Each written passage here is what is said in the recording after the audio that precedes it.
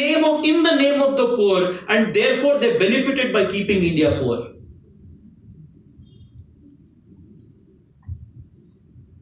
Just imagine, in the last 5 years, the government sitting in Delhi has touched the most poor Indian in different forms. Whether it is ensuring that the Ujjwala LPG connection reaches the most poor woman, ensuring that she will have smokeless kitchen from now on.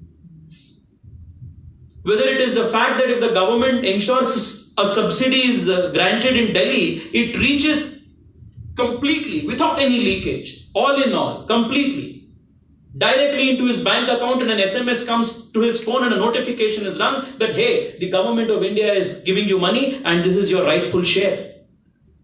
Whether it is a government which publishes its data, its performance in real time on the government dashboard on mygov.in, where any Indian can go at any point in time, whether it is night or day, whichever part of the world, and witness real time that these many connections of LPG have been granted, these many kilometers of road are being laid, these many new railway tracks are being put together. A government that puts accountability, a government which responds to you, a government which holds you to be the masters. And when was it? Because, we were so distant from the government. We felt so distant from the political class. We thought there is a kind of dissonance and disorientation between the ones who were in Delhi ruling the country and the ones who were elected and put them in power in the first place. But the Prime Minister gave a call. He asked the people, give up your LPG subsidy and I will ensure that that money reaches the most deserving of Indians. Millions of Indians responded to that request. Millions of Indians responded to that request. Because for the first time they felt that if I give up my subsidy, I can trust that my government will ensure that my money, my subsidy will reach the real deserving person. This renewed faith and trust in the government is one of the greatest achievements of this government in the last 5 years. A great characteristic feature of New India, because this is a New India where democracy has taken a new, stronger rejuvenation and rebirth.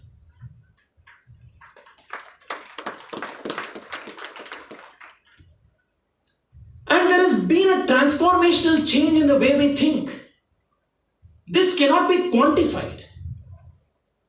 This cannot be expressed in flowcharts and diagrams and policy papers. But there is a certain surge in the national pride today. How can you quantify this? Whether it is the Indian in India, a student in India. I just met a couple of days ago a group of young Bangaloreans, 10, 12 years old, 13, 14 years old, who were part of a robotics team which went to represent India in Australia as a part of a global robotics competition. You must have seen to believe the kind of confidence that they had. We had the fortunate opportunity of helping them in getting their visa processing expedited, because just 24 hours before they were supposed to travel for the competition, there was some problem with their visas. But then just the 10-year, 12-year-old young Indians, the kind of pride with which they are going out to represent India is something that is seen to be believed. And if I say that when I speak to my friends who are in different parts of the world, they say that the way others look at us today has changed. And the way, most importantly, the way we look at ourselves has changed in the last 5-6 years. If there is one great facet of New India, it is this behavioral transformation that has taken place in the last 5-6 years. There are multiple dimensions of this behavioral transformation. There was a video that I had uploaded on Facebook and Twitter a couple of months ago. If people, those who follow me would have seen that. There was this boy called Vihan, who is all of 8 or 9 years old, whose father called me and said, "Sir, my son is deeply upset with you." I said, "Sir, sorry, what have I done?" He said, "No, sir, I mean, he's upset that he's tried to reach out to you and you have not responded to him. More so because he happens to be your junior from Kumarins." I said, "Sir, what can I do for Vihan now?" He said, "No, he wants 5 minutes with you, that is all he's asking." I said, "If Vihan is upset, I must definitely give him 5 minutes, please bring him to him." And then the father said, "He has some very serious issues to discuss with you."